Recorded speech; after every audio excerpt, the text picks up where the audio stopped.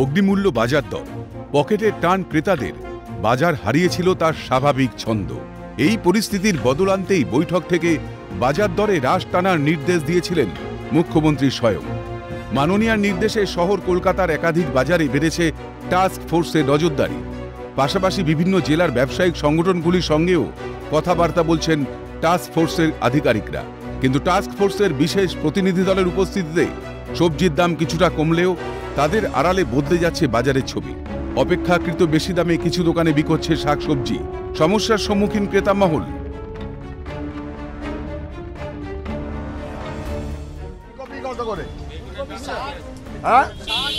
বেশি, খুব বেশি হলে 50 টাকা। আর এই গাজর মোটেই না, গাজর 32 টাকা, 36 টাকা, 40 টাকার মধ্যে হোলসেলে বিক্রি হচ্ছে। কত টাকা? 100% প্রফিট করবে। লেক মার্কেটের ভিন্ন দোকানে ভিন্ন ছবি। শনিবার সকাল থেকেই শুরু টাস্ক ফোর্সের নজরদারি। ধরা পড়ল কিছু বিক্রেতার অসাধু কারবার। বেশি দামে বিকোচ্ছে সবজি, আর টাস্ক ফোর্সের ধমকে এক ধাক্কায় কমল দাম। ক্রেতাদের সঙ্গে চালাকি করার মাসুল দিতে হবে। ফুটপাত দখল করে দোকান চালানো বন্ধ করে দেওয়ার হুঁশিয়ারি টাস্ক ফোর্সের সদস্য রবীন্দ্রনাথ কোলের। গড়িয়াহাট মার্কেট সম্বন্ধে আমাদের কাছে অনেক কমপ্লেন আছে। হ্যাঁ, সেই জন্যে আমরা আজকে এখানে এসেছি। নর্থ ক্যালকাটায় 2-3টে বাজার করে আমরা এখানে এসেছি। এখানে এসে দেখছি সত্যি অনেক দাম। কেন এসব করবে? যদি করে তাহলে প্রশাসনিক ব্যবস্থা নেবে, পুলিশ ব্যবস্থা নেবে, এনফোর্সমেন্ট ব্যবস্থা নেবে। নাহলে এইরকম লোক ঠকানো ব্যবসা তো চলবে না। সুফল বাংলায় যে দাম, এদেরও তাই দাম প্রায়।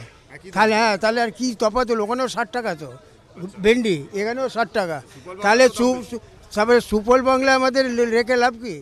কোয়ালিটির উপরে দাম থাকে। দোকানদাররা গেল, দোকানদার না, মালের দাম বেশি থাকে, কোয়ালিটি থাকে, কোয়ালিটির উপরে এখানে দাম বেশি থাকে 2-10 টাকা।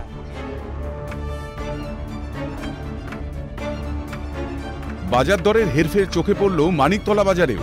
তবে ক্রেতারা বলছেন আলু পেঁয়াজের দাম অপরিবর্তিত থাকলেও অন্যান্য সবজির দাম আগের তুলনায় অনেকটাই কমেছে।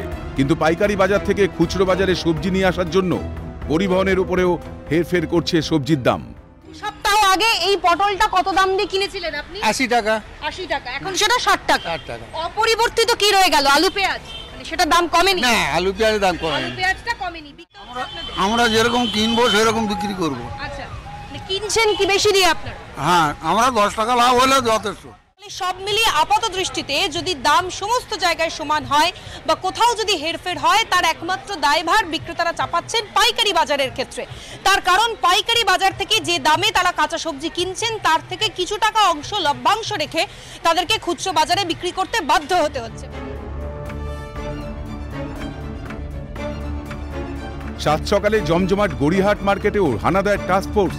একাধিক দোকানে দামের হেরফেরের জন্য ক্ষোভ প্রকাশ টাস্ক ফোর্সের প্রতিনিধি রবীন্দ্রনাথ কোলের। ব্যবসায়ীদের সুষ্ঠুভাবে কারবার চালানোর নির্দেশ দিলেন তিনি। আমরা বলছি এগুলো করবেন না, করলে আপনাদের এখানে বসা বন্ধ হয়ে যাবে, জ্বালা দেওয়া বন্ধ হয়ে যাবে। আপনাদের কোনো ট্রেড লাইসেন্স নেই। এগুলো আপনাদের মাথায় রেখে কাজ করতে হবে, ঠিকঠাকভাবে দাম বাড়লে মধ্যবিত্তের কপালে চিন্তার ভাঁজ, আর দাম কমলে বিপর্যস্ত ব্যবসায়ীদের জীবন। দুয়ের সূক্ষ্ম ভারসাম্য তৈরিতে অতি সক্রিয় টাস্ক ফোর্স। তাদের তৎপরতায় এখন বাজারে আদৌ সমতা ফেরে কিনা, সেদিকেই তাকিয়ে ক্রেতা বিক্রেতা সকলে। ক্যামেরায় গোপাল সেন ও দীপ্ত চক্রবর্তীর সঙ্গে মাফিজুল ইসলাম ও অভিরূপা সাহার রিপোর্ট, ক্যালকাটা নিউজ।